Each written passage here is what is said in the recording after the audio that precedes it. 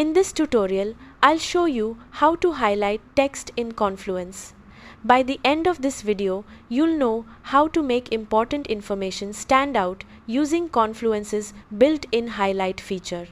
Start by opening the Confluence page you want to edit and click Edit.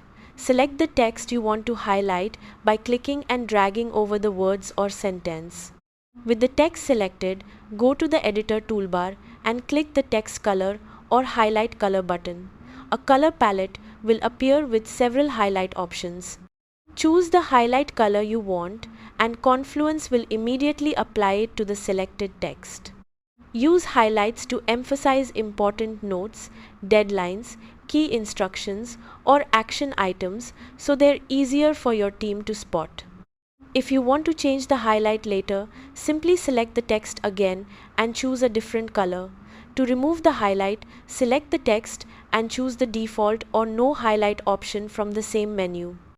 Once you're finished, click Publish or Update to save your changes. And that's how to highlight text in Confluence. Thanks for watching.